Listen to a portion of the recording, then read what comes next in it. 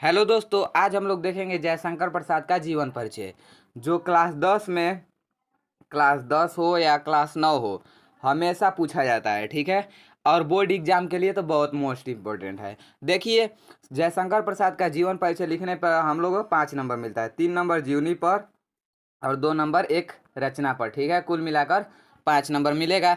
जिसमें देखिए जीवन परिचय लिखने से पहले हम लोग संक्षिप्त परिचय लिखते हैं। संक्षिप्त परिचय का मतलब होता है कि जो एग्जामिनर होता है संक्षिप्त परिचय ही देखकर नंबर दे देता है। ठीक है, तो देखिए संक्षिप्त परिचय कैसे लिखते हैं।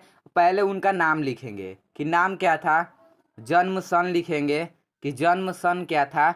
उसके बाद जन्म स्थान लिखेंगे कि जन्म स्थान कहाँ था, उनके पिता का क्या नाम था, शिक्षा क्या थी। उसके बाद उनका रचना क्या था। ठीक है, उतना तो लिख लेंगे। अब उसके बाद लिखेंगे जीवन परिचय, हेडिंग डालकर लिखेंगे क्या, जयशंकर प्रसाद का जन्म काशी में सुंघनी साहू नामक से प्रचलित वैश्य परिवार में सन 1889 में हुआ था। ठीक है, इतना तो पता चल गया कि जो है जयशंकर प्रसाद का जन्म कहाँ हुआ था, तो काशी में हुआ था। ठीक है, अब देखिए इतना तो हो गया। प्रसाद जी के पिता का नाम देवीय प्रसाद था। ठीक है, जो जयशंकर प्रसाद के पिता का क्या नाम था, देवीय प्रसाद था। ठीक है, अब इनके परिवार का मुख्य व्यापार तंबाकू का था। ठीक है, मतलब कि इनके परिवार का मुख्य व्यापार क्या था, तंबाकू का था। प्रसाद जी का बाल्यकाल सुख से बीता, परंतु युवावस्था में इनके पिता का स्वर्गवास हो गया था। ठीक है, इतना तो पता चल गया कि पिता का स्वर्गवास हो गया था। और उनके 4 वर्ष बाद ही उनकी माता का भी देहावसान हो गया।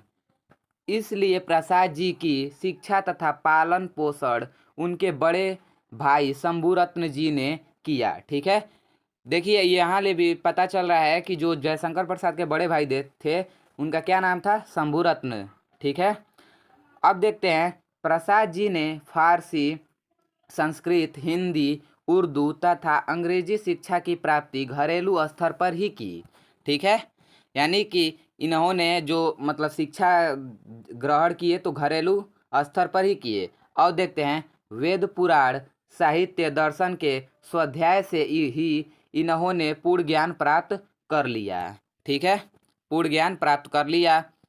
प्रसाद जी में काव्य सृजन के गुण बाल्यावस्था से ही निहित थे। ठीक है, बड़े भाई की मृत्यु के कारण इनका व्यापार ठप हो गया तथा इनका परिवार ऋणग्रस्त हो गया। ऋण चुकाने के लिए इन्होंने पूरी पैतृक संपत्ति बेच दी। ठीक है, अपनी संपत्ति बेच दी। अब देखते हैं प्रसाद जी को अपने जीवन में अनेकानेक विपरीत परिस्थितियों का सामना करना पड़ा। ठीक है, सामना करना पड़ा। उनका पूरा जीवन संघर्षों में ही बीता, किंतु वे कभी पराजित नहीं हुए। प्रसाद जी क्षय रोग से के शिकार हो गए तथा रज के द्वारा इनका शरीर बहुत दुर्बल हो गया। ठीक है, जो क्षय रोग से ग्रसित हुए तो इनका जो शरीर था दुर्बल हो गया, यानी कमजोर हो गया। और काशी में सन 1937 को प्रसाद जी का स्वर्गवास हो गया। ठीक है, कहाँ उनका स्वर्गवास हुआ था यानी मृत्यु, तो काशी में हुआ था। कब हुआ था, तो 1937 ईस्वी में हुआ था। अब देखते हैं कृतियाँ। प्रसाद जी ने काव्य, नाटक, कहानी, उपन्यास और निबंधों की रचना की। ठीक है, इनकी प्रमुख कृतियाँ का विवरण निम्नलिखित है। ठीक है, अब देखिए 2 नंबर का जो क्वेश्चन पूछता है, कहाँ से पूछता है, इनके एक रचना दे देगा। ठीक है, स्कंदगुप्त, अजात शत्रु, चंद्रगुप्त, विशाख, ध्रुव स्वामिनी, कामना, राजश्री, जन्मे का नागज्ञ, करुणालय, एक घूट, सज्जन, कल्याणी।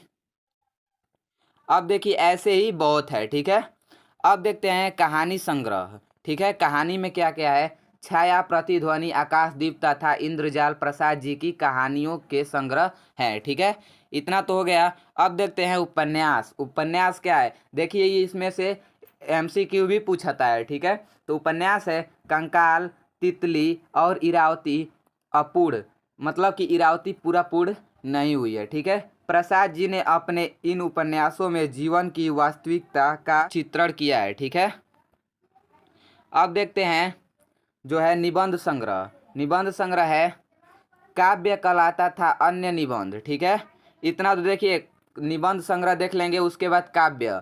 काव्य है जो कायामनी महाकाव्य है, ठीक है। आंसू, झरना, लहर आदि प्रसिद्ध काव्य है, ठीक है। जिसमें से कामायनी जो है श्रेष्ठ छयवादी महाकाव्य है, ठीक है। इतना ही था, मिलते हैं अगले वीडियो में, तब तक के लिए धन्यवाद।